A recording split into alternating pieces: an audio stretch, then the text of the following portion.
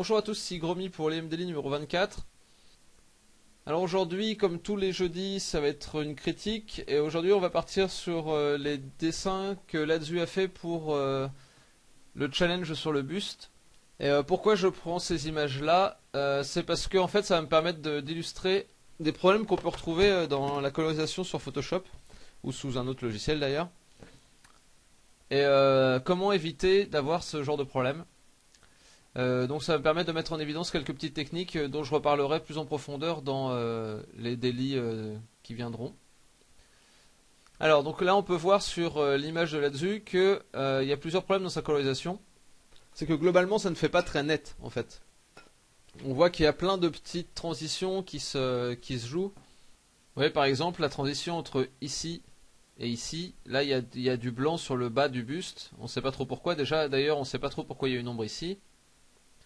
Ici ça dépasse du buste et ici là il y a plein de petits points lumineux qui arrivent et des ombres qui arrivent de façon un peu anarchique. Ça c'est dû à la brosse utilisée. Et faut savoir qu'aussitôt qu'on place une ombre quelque part, ça suggère un relief. En fait là ça suggère un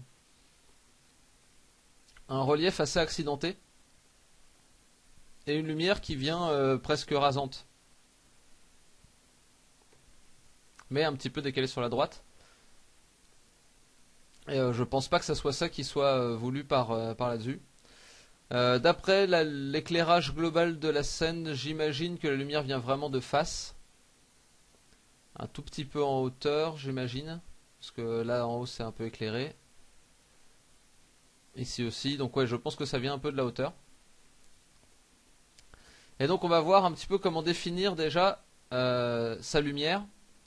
Donc en fait déjà là il y a un problème d'éclairage global. Je vais essayer de revenir dessus en préalable, assez vite fait, parce que je suis déjà passé sur ce genre de truc dans des vidéos précédentes.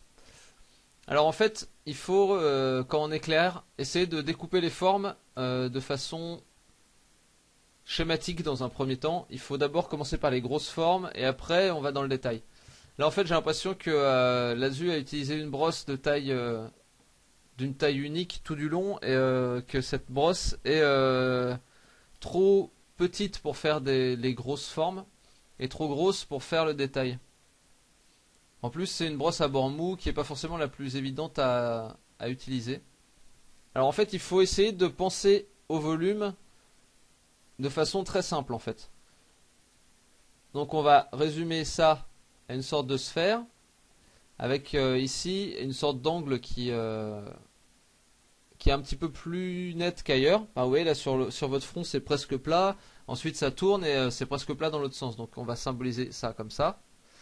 Ensuite on a la pommette qui va créer une forme qui descend jusqu'à la bouche, et après la bouche on a le menton, et donc c'est pareil de l'autre côté évidemment. Et donc toute la surface qui est ici, sur une lumière de face, c'est ce qui va être touché principalement. Donc l'ombre va être tout là où j'ai pas assuré. Après là il y a le menton qui crée une ombre portée ici. Ici il y a la moitié du cou, le cou c'est un cylindre. Donc il y a la moitié de ce cylindre là qui va être dans l'ombre. Donc par ici c'est dans l'ombre, ici c'est la lumière qui touche. Ça va projeter une petite ombre ici mais pas trop. Si la lumière vient d'un petit peu en haut, ici il y a de la lumière qui touche. Et par contre sur tout le côté là, la lumière ne touche pas. Donc ici ça va être de l'ombre et tout là ça va être de la lumière. Je ne détaille pas du tout pour l'instant les modelés qu'il va y avoir. Là c'est vraiment là où il y a de l'ombre, là où il y a de la lumière, c'est vraiment le plus important à noter. Donc ici si la lumière vient d'un petit peu en haut, c'est pareil, il va y avoir une petite ombre portée ici. Et ici, comme sur le cylindre plus haut, du coup, là il y a une ombre qui va se créer ici. Après ici, l'ombre va se projeter par là, mais tout ici il va y avoir de la lumière, surtout ce socle. Pourquoi il n'y aurait pas de lumière dessus? Là il n'y a pas d'ombre qui se crée ici. Et ici, encore ici, ça coupe. Donc ici il y a de la lumière, ici il y en a aussi. Et là, tout ça c'est dans l'ombre, ici et ici. Donc une fois qu'on a compris ça, on va le créer sur l'image. Voilà, donc là on a déjà une ombre qui est cohérente sur tout l'ensemble de l'image. Ensuite, on va pouvoir rajouter les ombres profondes et les highlights. Donc les ombres profondes, c'est celles qui sont plus sombres que l'ombre de base qu'on a définie, et les highlights, c'est ce qui est plus clair que ce qu'on a défini. Donc si on veut avoir des transitions subtiles, on va utiliser une brosse à bord mou. Donc là, j'en ai une à bord mou qui est assez grande. Il faut essayer toujours d'utiliser la brosse la plus grande possible. Donc voilà, je crée un nouveau calque, je donne un coup de brosse unique avec la brosse la plus grande possible. Je peux essayer de raffiner un petit peu. Voilà. Et ensuite, avec une gomme dure, je vais aller couper aux endroits où cette lumière ne touche pas. Et comme ça me fait à la fois une transition douce pour le torse et des bordures là où il y en a besoin. Et c'est assez important d'avoir dans une image cette succession de bordures et de bords mous.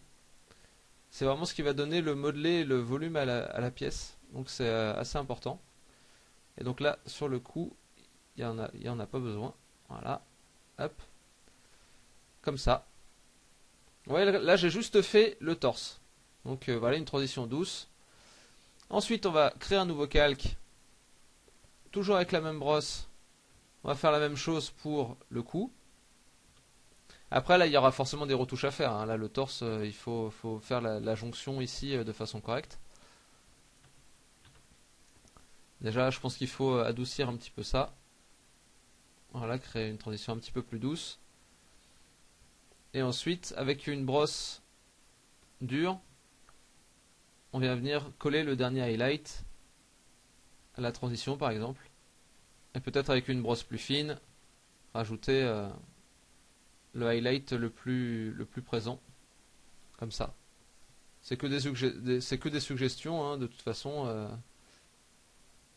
C'est juste pour expliquer un petit peu le processus. Donc vous voyez, là je reprends, hop, on éclaircit au pinceau doux et on gomme à la gomme dure. Donc en fait là j'utilise uniquement les brosses que je vous ai données dans le daily sur les brosses. Voilà, après on peut raffiner un petit peu en laissant de l'ombre sur la bordure des cheveux et à l'intérieur des cheveux. Pour créer un petit peu de détail. Donc vous voyez, c'est vraiment des choses qui sont toutes simples. Ça demande de créer beaucoup de calques. Et après, aussitôt qu'on est content avec une série de calques, on les aplatit. Vous voyez que là, j'ai sur un seul calque presque toutes les highlights que j'ai créées. Donc on crée encore un nouveau calque. Une brosse un peu plus fine maintenant pour le nez. On fait pareil pour les pommettes avec une brosse plus grande cette fois-ci. Donc voilà, c'est une méthode. C'est la méthode de Mathcore qui fait Control Paint. Et je trouve que c'est une méthode assez efficace pour apprendre comment fonctionne la lumière, principalement quand on débute. Voilà, vous voyez que j'ai pas fait de transition douce entre l'ombre et la lumière. Enfin, après là, ça, faut le raffiner, je veux dire. Donc là, maintenant que j'ai les trucs de base, je peux carrément créer un nouveau calque. Essayer de créer des transitions plus douces.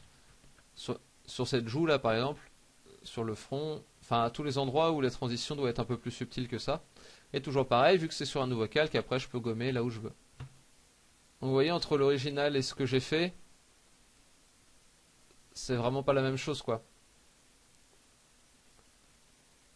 Et donc vous voyez, là, tous les endroits où ça doit être un peu plus mou, je prends juste une brosse molle, j'en rajoute un petit peu par-ci, je rajoute un petit peu de l'autre côté, et à la fin, je gomme les endroits non nécessaires. Donc ça permet de faire des transitions assez subtiles quand on en a besoin, mais après l'idée c'est qu'il faut être bien conscient du volume du visage. En fait, commencer à faire des modelés alors qu'on n'est pas bien conscient du volume, qu'on n'est pas bien conscient de ce truc-là, ben c'est voué à l'échec en fait. On ne peut pas avoir de techniques de rendu qui vont bien fonctionner si on comprend pas bien, pas bien l'idée du volume et comment la lumière va agir dessus. Donc ça vient à force d'études, et c'était un des objectifs. De travailler le buste. De toute façon, ça va être un des objectifs de la plupart des challenges que j'ai donnés. Donc voilà, j'espère que ça vous aura été utile, que ce sera utile à là-dessus. Je vais vous souhaiter une bonne journée, je vais vous dire à demain, et d'ici là, dessinez bien. Allez, salut!